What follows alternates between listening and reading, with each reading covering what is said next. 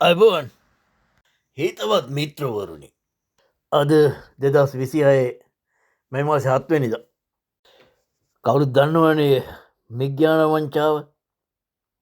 අද අපි කතා කරන්නේ ඒකට සම්බන්ධ සිද්ධියක් ගැන. මේ විඥාන වංචාව සෑහෙන පරණයි. මම හිතන්නේ අවුරුදු 15ක් විතර වෙනවා.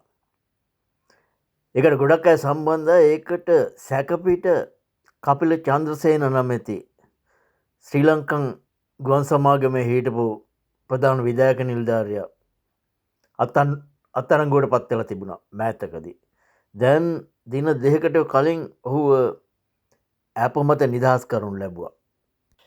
මේ කියන අති දැවැන්ත වංචාව පිළිබඳ සිද්ධිය හෙළි වුණේ බ්‍රිතාන්‍යයේ පැවති නඩුවකදී. මෙහිදී කපිල චන්ද්‍රසේනගේ ගිණුමට බ්‍රිතාන්‍ය ගුවන් සමාගමක් විශාල අල්ලසක් දුන්නු බව සනාථ වෙලා තියෙනවා දැනට. ඒක එහෙම වුණේ නැත්නම් කවදාවත් මේ පිළිබඳ නඩුව ලංකාවේ හැයි කියලා හිතන්නවත් බෑ. ඒ වගේම එම මුදල් ඔහුගේ බිරිඳ ප්‍රියංකා නියෝමාල්ලගේ ගිණුමකට බැර කර ඇති බවත් ඔප්පු වෙනවා. මීට අමතරව චමල් රාජපක්ෂගේ දෙවැනි පුතාටත් මේ මුදල් ලැබුණු බව ඔප්පු වෙනවා. මොකද ඒවා ලේඛන ගත වෙලා තියෙන්නේ.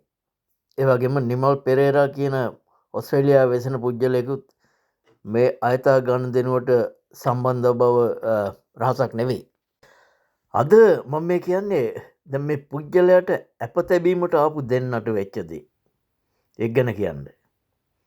ඔවුන් දෙන්න ලබන 13 වෙනිදා දක්වා රක්ෂිත බන්ධනාගාර ගත කරන ලෙස කොළඹ මහේස්ත්‍රාත්වරයා නියම කළා. මේ අප තැබීමට ආපු පුද්ගලයන් දෙන්න දැන් සැකකරුවෝ ඔවුන් සාංචි ආරච්චි ප්‍රදේශයේ පදිංචිකරුවන් වන අතර ඔවුන් නඩුවේ සැකකාර කපිල චන්ද්‍රසේනව අඳුරන්නේ නැති බවත් ඔහුට අප තැබීම සඳහා ඉදිරිපත් වුණේ ඔවුන් දෙදෙනාට රුපියල් 15000 බැගින් දුන් බවත් පිළි අරගෙන තියෙනවා. කොහොමද වැඩි?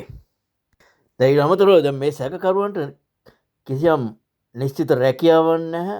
ඒ වගේම වෙනත් ආදායම් මාර්ග නැති බව අනාවරණය වෙලා තිනවා. ඔවුන් ඒක පිළි අරගෙන තියෙනවා. සිද්ධිය සම්බන්ධයෙන් වැඩිදුර පරීක්ෂණ මේ වෙනකොට පැවැත්වෙනවා. දැන් බලනකොට මේ හොරගමකට රිමාන්ඩ් කරලා ඉන්න එක අප දෙනකොට ඒක කරලා තින්නේ හොරගමකින්. අප දීලා තියෙන්නේ. එහෙනම් ප්‍රිය හිතවතුනි සමුගන්නයි සූදානම. නැවතත් මේ වගේ වැඩසටහනකින් ආයෙත් හමු වනතුරු ආයිබෝන්.